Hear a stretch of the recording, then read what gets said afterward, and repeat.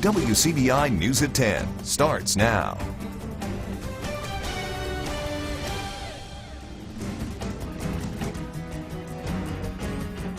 Inmates are on the run tonight after escaping from two different sheriff's departments. Thank you for joining us. I'm Jory Talley. And I'm Cash Matlock. One escape happened in Noxubee County and the other in Webster County. Now, the Webster County Sheriff's Department says 18-year-old Anthony Logan is on the run. He escaped from the department's jail at about 4 this afternoon.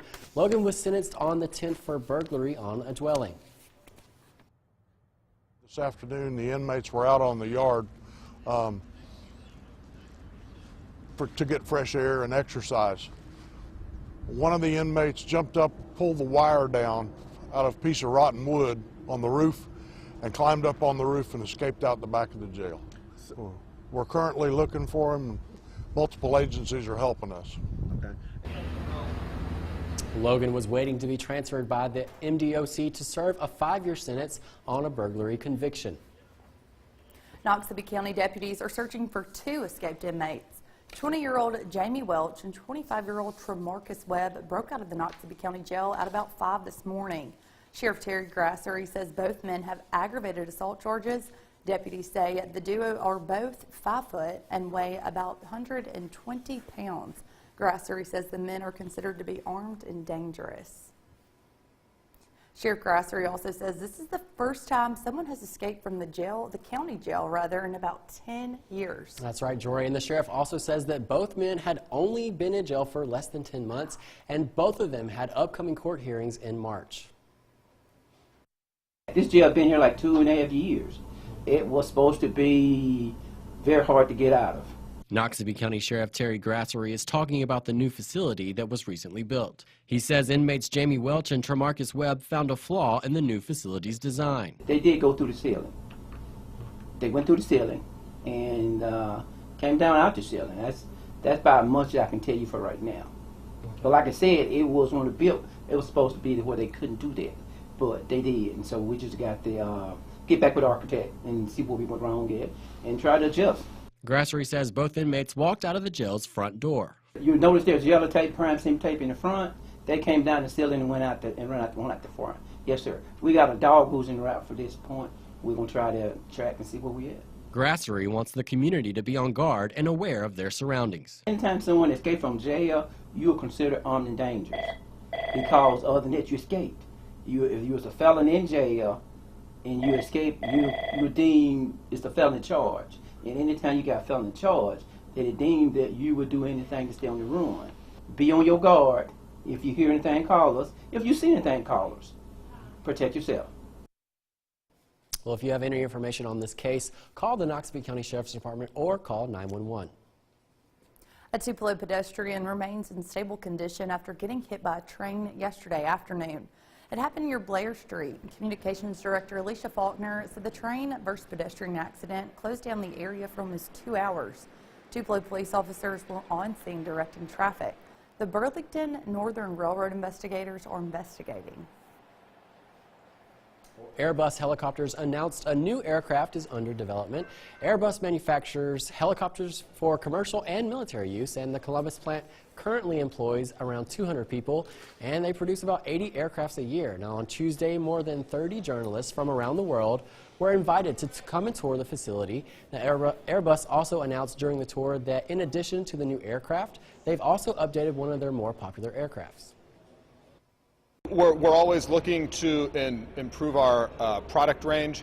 A great example is the aircraft behind me, the UH-72A Lakota, which has, we've expanded the mission considerably for that aircraft over the 13 years it's been produced with a lot of new equipment and capabilities. We do have new development going on. We'll be introducing a new aircraft in the U.S. over the next 18 to 24 months, the H-160, which is really a premier aircraft we'll be doing. After the stop in Columbus, the European journalists were sent to tour the company's Mobile, Alabama site. And now it's time for our first look at our forecast with meteorologist Jacob Dickey. Hey, Jacob. Hey Cash, we got the super blood wolf moon right now in full totality. The lunar eclipse happening, and the full totality happening just moments ago. Here's what it looks like on our sky cam. It is cold out there. We've got a Facebook live stream going up if you don't want to go outside and see it. They call it a super moon because it's at the closest point in orbit. It is also the wolf moon because in January, every month has a full moon, and that's what they call it in this particular month. It's 31 out there, so if you're out the door looking at it tonight, you'll need that jacket, the light north wind making it feel even colder than that. Coming up in a little bit, we'll talk about the mild days and cold nights for a little while, but another midweek system could bring us another dash of winter weather. I've got that details coming up in just a bit. Tupelo holds weekend services remembering Dr. Martin Luther King Jr. Event leaders say the ceremony is held to honor the Reverend King, promote racial harmony, and respect for all citizens. Today's program took place at the Tupelo Auditorium with a city-sponsored reception following. Former Philadelphia, Mississippi High School standout running back and Oklahoma and Rams football player Marcus Dupree was the VIP guest. We're fortunate to have a football star with us today, Marcus Dupree, hoping that would excite our young people. We're really trying to excite this next generation of people who are going to take over the King Services for us. Tomorrow, more MLK services will take place, as well as a motorcade. Well, Amory is also celebrating MLK Day a day early. As WCBI's Jason Hibbs shows us, it was a bit more than a celebration. Amory leaders have a timely message to share. Starting at West Amory Elementary and loudly winding through town, the members of this motorcade have a message. Bring it to one central place and saying everybody come. That place? Carter's Chapel Church of the Living God. Lois Darden says she's helped organize the MLK Observance Program for more than 30 years. This year's theme, Unity. Unity is important because we are all created by God, and God made us all one. She says more black churches have joined the celebration in recent years, but she wishes for more diversity in this crowd. Martin Luther King did not only give his life for blacks, he gave it for white, Indians, and everyone. She'd like to see some younger faces too. We need to pull together, try to let our youth know what he went through.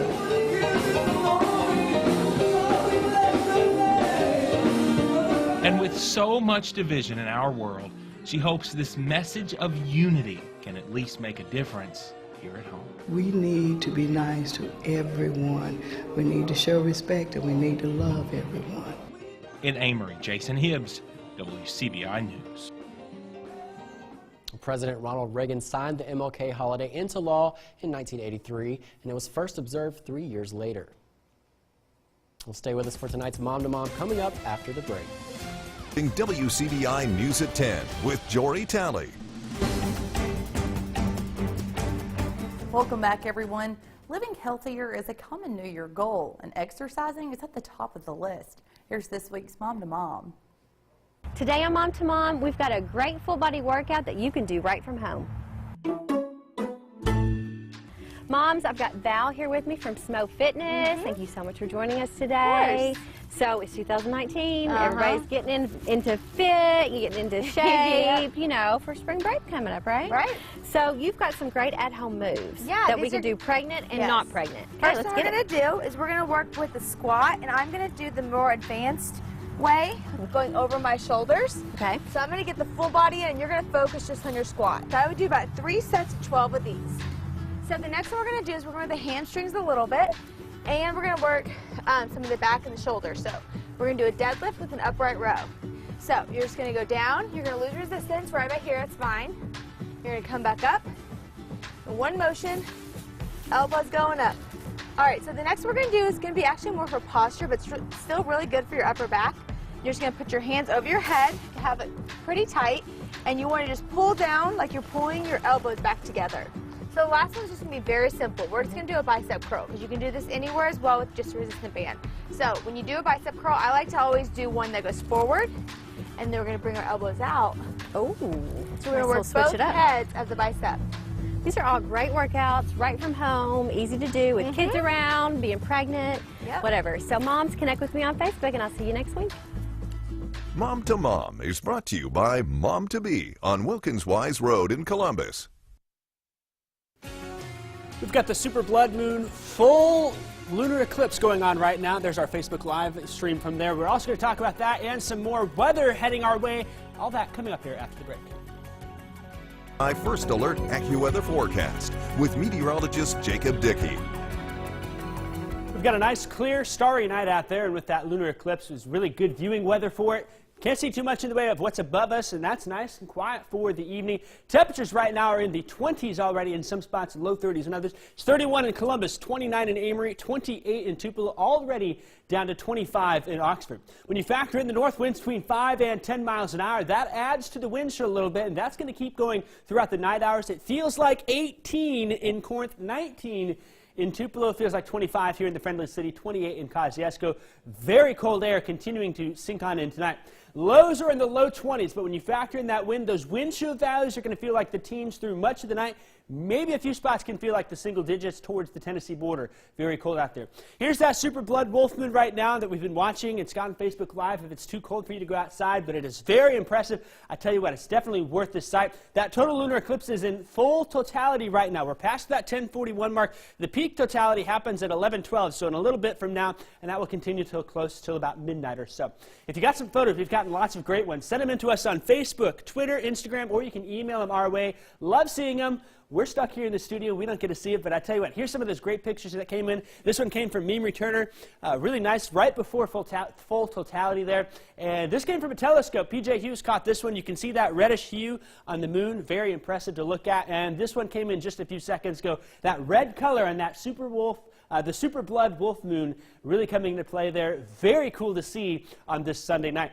As we continue overnight, we stay cold with those north winds and clear, so get outside real quick or peek out the window even. But by morning then, those winds come out of the east. That's going to allow Monday to be a little more mild out there. Upper 40s is where we're heading, but those winds still 10 to 20 miles an hour out of the east throughout the day. So while the highs say in the 40s still, I think those wind chill values may keep us from feeling more like the upper 30s to low 40s across the area. As we look forward then, temperatures, here we go, the wind chill. Notice that all the way through tomorrow, just a bit cooler than the actual air temperature. Those winds have been real pesky these past few days, but change is coming for us here. I think by Tuesday morning, winds subside a little bit, but then already watching our next frontal system come through. This is Tuesday night into Wednesday. Some showers likely along a passing cold front, and as that slides on through, then we'll have to see yet again if any of that moisture sticks around in time for that cold air to arrive in the backside. Here's what Futurecast says here locally. Our high-res Futurecast here, the in-house model, shows that rain showers coming in Tuesday night into Wednesday. And then notice in the backside there's a little bit of that wintry mix. Right now, we're going to advertise that as a cold rain in our area, but it's definitely something to watch. We'll have to see if that cold air by Wednesday night is able to make it in and give us a few flakes. But for now, we're going to keep it as that cold rain. Afterwards, Thursday, Friday, Saturday, and Sunday, I'm a little less confident about the temperatures there. There could be some cold air that sinks on in, a little bit uncertain. You'll want to stay with us for the full forecast for the week. The Rebels are coming off of some serious heat, looking to start an SEC win streak. Highlights from the matchup to Florida next in sports. Sports with Courtney Robb. It seems that some changes are on the way for Mississippi State. The Bulldogs will need to look for a new running backs coach. First reported by Bruce Feldman, Mississippi State running backs coach Charles Huff is reportedly leaving for a similar position at Alabama. Huff joined the Bulldogs back in 2017 after coming from Penn State and is most known for coaching Giants running back Saquon Barkley and Mississippi State sophomore Kylan Hill. As to who would be replacing Huff is currently unknown, but we'll continue to bring you updates as more information becomes available. Well, after an 0-3 SEC start, the Ole Miss women seem to have found a formula for success. Just last week, the Rebels upset Kentucky, which besides UConn, obviously, is arguably the best challenge that they've had so far this season. As they've returned home to play Florida today, another win would prove that whatever formula they're using works. Both of these teams having something to prove, Florida and Ole Miss looking for that second SEC win. The Rebels coming out hot. Mimi Reed from the corner sinks the shot for the first three. The Rebels get on the board first, and the threes were falling. Chandrika Sessom from beyond the arc this time to give Ole Miss an 8-point lead early. The player to watch from Florida here, Funda Nakasoglu, with the 1-2-3. She was 4 of 7 from deep in tonight's game. And Nakasoglu again doing so much to find opportunities to score, led the team with 21 points. The Rebels led by 1 going into the break, and in the second half there was no slowing down. Example A there, Taylor Smith with the easy lay-in from transition for 2 more, and then LaKara Salter putting in some work from downtown, gets the cash money shot, and the Rebels are in the lead by 7. And a pair of free throws would end up sealing the deal with the Rebels for the win in this one. Crystal Allen makes both of them, and Ole Miss gets a win streak rolling. The final 76-66. The Rebels taking great advantage, scored 28 of their points off of turnovers. Sussum leading the way for the Rebels with 19 points and 6 rebounds. Ole Miss with tough battles ahead this week. They head to Vanderbilt on Thursday.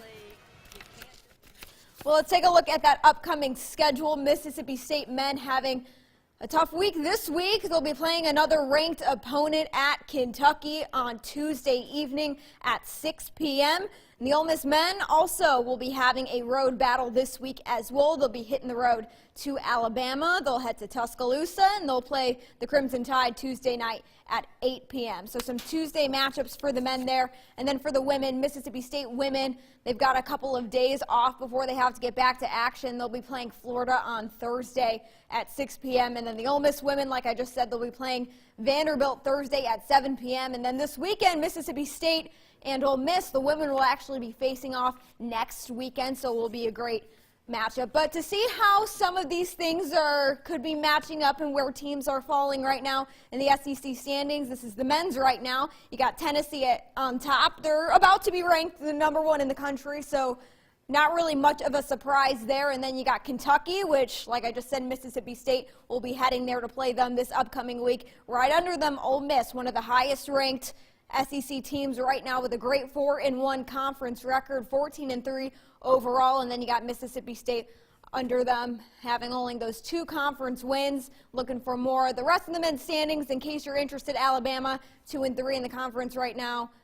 Shouldn't be too hard of a matchup for Ole Miss this week, but it's the SEC, so anything is possible. Now let's take a look at the women's standings. Mississippi State, the only undefeated SEC team in the conference right now with that 5-0 record, 17-1 overall before playing this upcoming week. It'll also be the first game that they play without Chloe Bibby after she suffered that injury we saw last week. So it'll be interesting to see Mississippi State going forward for the rest of the season. Some more for these Ole Miss getting that second conference win today. So they're not at the bottom of the SEC like people may have predicted. They're doing a little bit better, getting that second win, and we'll get a few more.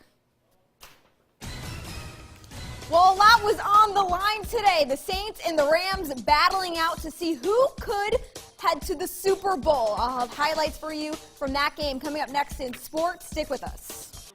A Super Bowl berth on the line. Who will it be, the New Orleans Saints or the LA Rams? Let's find out. The first quarter, New Orleans already with the lead.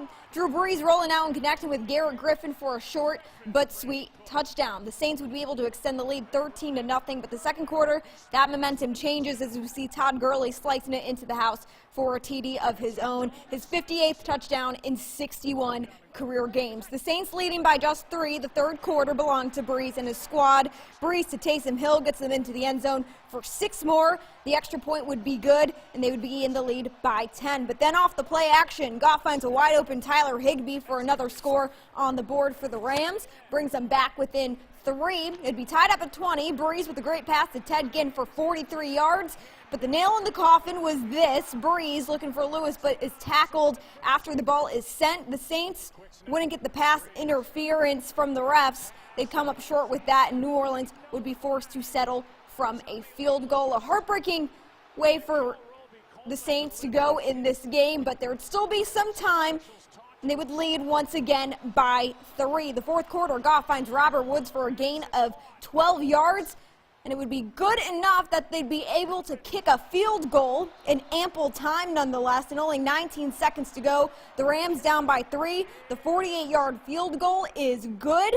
The team will have to battle it out in overtime. Brees gets hit as he throws to Dante Fowler, and John Johnson able to get the INT there.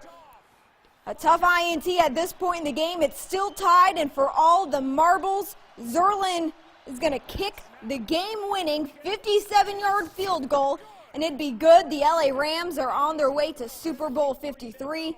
A truly heartbreaking loss for the Saints after such an incredible season. The final 26-23.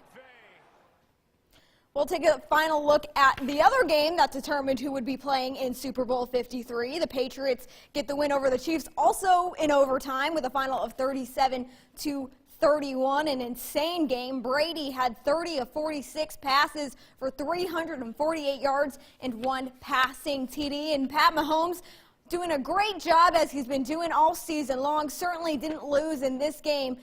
Threw 16 of 31 for 295 yards and 3 touchdowns. And that's gonna tell us who we'll be seeing for this year, the 2019 Super Bowl 53. The LA Rams versus the New England Patriots in the Super Bowl yet again. I know we're all very surprised by this, but that game, if you don't know, is going to be February 3rd at 8:30 p.m. And it's also going to be on CBS, and we know you love to watch us on CBS. So if you're looking for that, you get your Super Bowl party, you get your pizza, you get your buffalo chicken dip, and it'll be great to watch the best football game that we wait for all year long between the Patriots and between the LA Rams. Certainly every football team having a fantastic season that made it this far, and also my Chicago Bears. We can't forget about them, but they had a fantastic season and some great football coming out of 2019. But that's going to be it for sports. We'll have your last look coming up after the break. Stick with us.